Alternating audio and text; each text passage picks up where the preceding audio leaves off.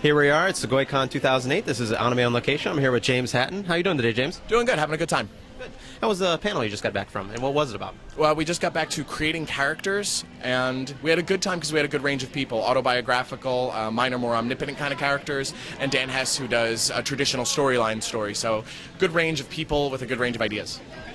And how did you first get in the world of webcomics? That was honestly, I found that getting into webcomics, it's easier than traditional comics, primarily because you don't really have to worry about an editor and you don't have to outspend as much money. It's cheap to get into comics, to webcomics that is. All you really need is an internet connection and a modicum of HTML skill, or at least when I started. Now it's almost modular at this point. But so, a good idea and an artist and you can just roll. So tell us about the title In His Likeness. Well, In His Likeness actually started because I dealt with artists and I got sick of it.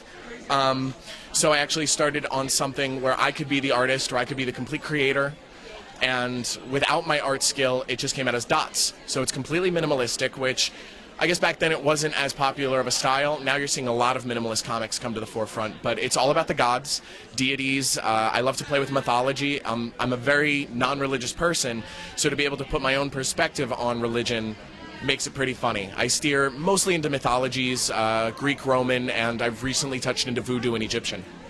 Cool. And you're also working on another new title, correct? Yep. This was as much an art project as it is an internet project. It's called Rorschach, and you can find it at rorschachcomic.com. The idea is I've made a bunch of Rorschach blots, and on Monday nights I'll go and do a streaming desktop have people watch and chat and comment with me. It's kind of podcasty or webcasty while I'm doing the comic itself. So I get input from them, I get reaction from them. It's kind of a team project, and the entire audience is my team. So it's been fun. It's been a good time. I've done a couple. I'm going to be really promoting it after I get up to a 10 or so, because I found that most people don't like to follow a webcomic until they've shown that they're willing to do it with throughput. Okay, gotcha. Panels, you already talked about one panel. What other panels have you been a part of this weekend or going to be a part of? Coming up next is the creating character, like the drawing characters, which I'm more going to be sitting back and watching we'll call them the traditional artists create.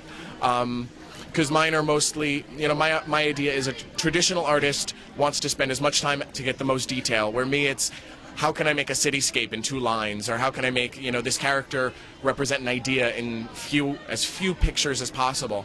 So with me, it's a simplistic idea to their complex idea. And I believe we also have some basic, just some basic creating characters and creating webcomics panels, which should be good, because that's just the structure. Cool. For you, and later this year and heading into next year, what projects will you be working on? I'm working on another In His Likeness book. I've done a couple side projects for In His Likeness, including Viva Las Vegas and a couple Choose Your Own Adventures. I'm working on a Cthulhu story for In His Likeness, as well as a coloring book, which I think is going to be a lot of fun. Okay. What websites again? Because I heard one website. What websites can everyone check out your work at? Everything you can find at inhislikeness.com or rorschachcomic.com. And what other cons will you be hitting later this year, and any more this year or early next year? This is my last of the year, and then I'm taking a break to finish all these projects, try and get everything done so I can be ready for next year.